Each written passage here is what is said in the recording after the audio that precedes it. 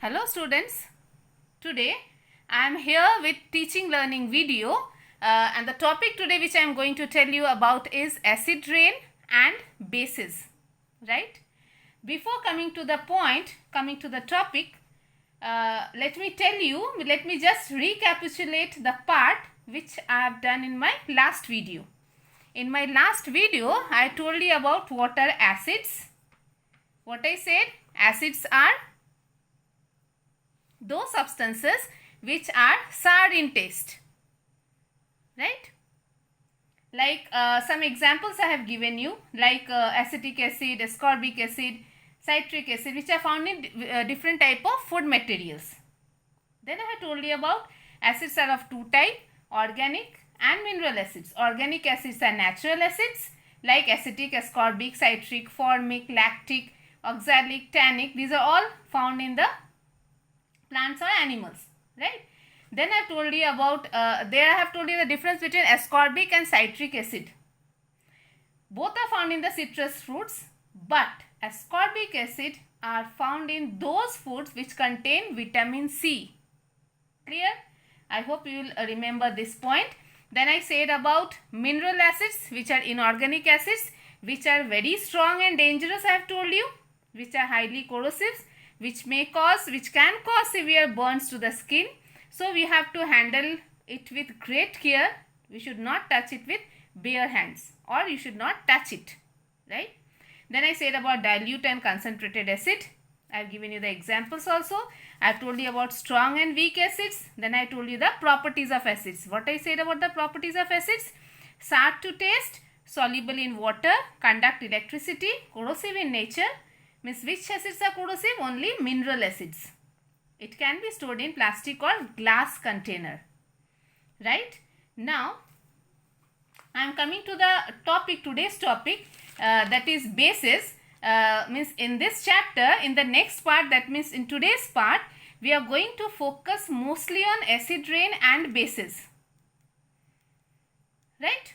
Now, what are bases? Before coming to that point, let me tell you one example. Before coming to the bases, let me tell you the acid rain. Then I am coming to the bases. Look at the picture properly. The picture which I am showing you on the screen. Here, it is written about, this is a picture of a factory. From the factory, acidic gases like sulfur dioxide and nitrogen dioxide are released into the atmosphere. So here, these sulfur dioxide and nitrogen oxides, these are carried by the wind, right? Now these gases dissolve in rainwater to form acid rain. Now here, acid rain kills plant life, pollutes rivers and streams, and erodes stonework. Now here, let me tell you, as the names here given, the acidic gases which are released into the atmosphere, which contains excess of acids like sulfur dioxide and nitrogen dioxide, which is released into the atmosphere. These harmful gases, these are very harmful gases. These harmful gases, they react with the moisture which is present in the air and form nitric acid and sulfuric acid, right? These nitric acid and sulfuric acid, they dissolve in rainwater and form acid rain, and then it forms various type of pollution. It causes pollution. It kills the plant life. It pollutes the river and streams and erodes the stonework, right? So these acids, when drop into the earth along with rain, that is called acid rain. Which acids? You have to say like the gases, like acidic gases like sulfur dioxide and nitrogen dioxide. These harmful gases, when they react with the moisture, they form two acids which are called nitric acid and sulfuric acid. These nitric acid and sulfuric acid, when they drop down on earth along with the rain, that is called acid rain. And how it affects, it kills the plant life, pollutes rivers, streams, and erodes stonework. Clear about acid rain? Now look at this picture. It says acid rain causes skin irritation, inhibits germination of plants, causes corrosion to bridges and buildings. It changes the fertility of soil, destroys plant and aquatic life. These are the effects of acid rain. Clear everybody? Now this is one table which I have given you to match these. Here two groups are given. Now the question is, select suitable answers from group B for group A and drop it in the bracket provided against A. So you have to do it in your copies. This is your homework. Select suitable answers from group B for group A and drop it in the bracket provided against A. Now what are given in group A? In group A is given lactic acid, acetic acid, citric acid, oxalic acid, malic acid, sodium hydroxide, magnesium hydroxide, calcium hydroxide. Right? And in group B is given tomato, lemon, apple, curd, vinegar, milk of magnesium, lime water, soaps. So you have to do it in the, please write it in your class of copies and match these and tell me the answers in the comment box. Clear everybody? Now bases. In my last video, I had shown you these pictures of bases. Bases means those substances which taste bitter. Right? This is the first property. The bases are baking soda is a base, bitter gourd is a base, cucumber is a base, green vegetables contains base. Right? Now, have you ever tasted this baking soda? If not, taste it once. You will find that it does not taste sour and thus has no acid in them. It is bitter in taste. Right? Some experiments you can do at in your home. I am telling you that what you can do. Experiments are like, you just take a pinch of baking soda and rub it between your fingers. Don't taste it. You have to rub it between your fingers. How does it feel, you know? It feels soapy to touch. So the chemical substances which are bitter in taste and soapy to touch are called bases. The chemical nature of such substances is basic. Another example I am telling you, when you put soap you all know, when you put soap on your palm, you feel slimy or slippery. So that kind of touch is soapy in touch, is a base. Right? I am advising you students not to taste soap or bleach. Bleaching powder you all know, you all have heard, so don't try to taste it. Right? Another example I am giving you, when the concentration of hydrochloric acid in the stomach increases. In second chapter I told you about hydrochloric acid in the stomach. Right? So when the concentration of hydrochloric acid in the stomach increases, that causes acidity. And when you have acidity, you feel pain in the stomach. You feel uneasiness. You feel discomfort. And how do you get rid of that? At that time, with the help of antacid tablets, which are basic in nature, those bases bring down the acidity of stomach. Right? At that time, your parents are giving you antacids, right? And after that, after taking that antacids, you are getting relief. Right? Now, in the same context, let me tell you one more thing is, some medicines like, have you ever felt stomach ache due to indigestion sometimes? When you eat lots of junk food, oily food, the food which are not so hygienic, how do you feel that time? You feel indigestion. You are getting digestion problem. You are having stomach problem. At that time, you are saying that you are feeling acidity in the stomach. How do you remove that acidity at that time? What your parents are giving you that time? So, at that time, with the help of antacid means which are not acid. Right? Antacid means which are not acid. So, at that time, with the help of antacid tablets, which contains base in them, you are getting relief. Right? Now, so this is the definition of base. The chemical substances which are bitter in taste and soapy to touch are called bases. Examples are soap, antacid tablets, lime means calcium carbonate. About lime, I have to say something to you. Okay, fine. I'll tell you later on. Let me show you this part first. And milk of magnesia, which contains magnesium hydroxide, which is also a base.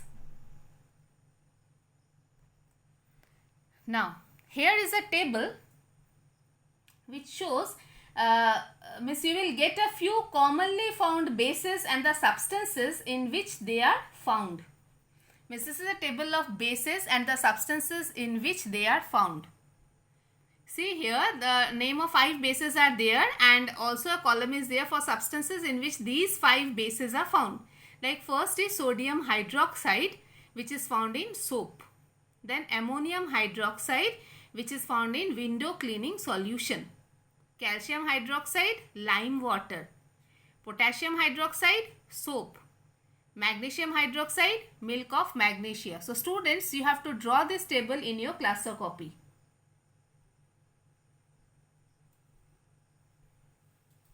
Okay, done? Alright. Now, another example which I am going to discuss with you is about, I have told you, I will tell you about the lime calcium hydroxide, which is found in lime water. Lime in Bengali it is called chun. Mostly the people who are taking betel, means those who are taking pan, they are also using that lime chun, right? So the chemical name of lime is calcium hydroxide, which is used in betel shop. Betel shop means pan shop, right?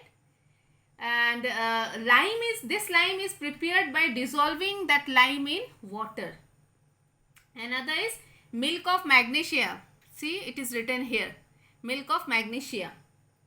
Milk of magnesia is a medicine which contains magnesium hydroxide, and this magnesium hydroxide is a base, right? So this table, have a look properly because you have to do it in your class or copy. Now, I am going to the next part.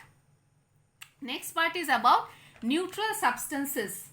Now, students, now the question is it necessary that all substances have to be either acidic or basic?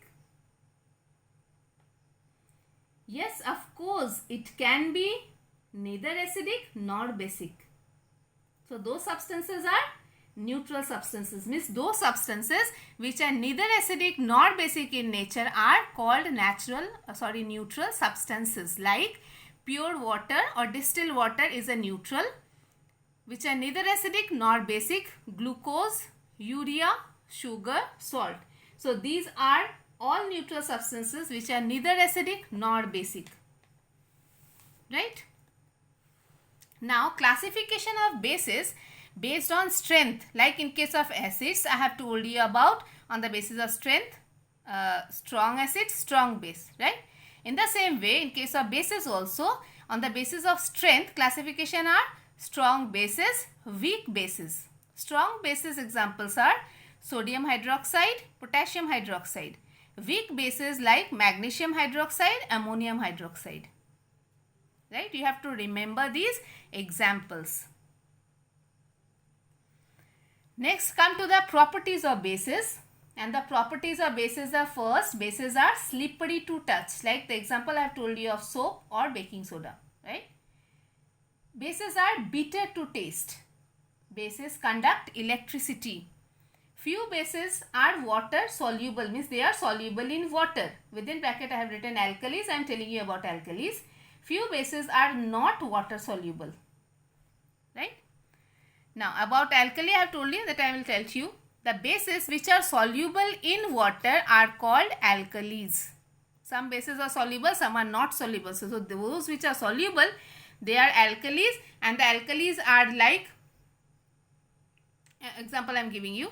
The bases which are not soluble in water, they are not alkalis.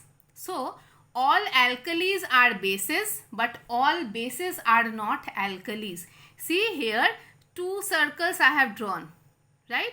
In the outer circle I have written bases, and in the inner circle I have written alkalis. That means this small circle comes under this big circle. That shows what? All the alkalis are coming under bases. So all alkalis are bases, but bases are not coming under alkalis. So all, sorry I have written here base, it will be bases. So all alkalis are bases, but all bases are not alkalis. Clear? Like sodium hydroxide, calcium hydroxide, potassium hydroxide, which these are soluble in water. So these are the example of alkalis. I hope this diagram is clears you that what is the difference between bases and alkalis. Clear? Now, some uses of bases in your everyday life. So you should know which bases are present. These are very common examples, that's why I am telling you. First is sodium hydroxide, which is used to manufacture soap, paper, medicine in your daily life.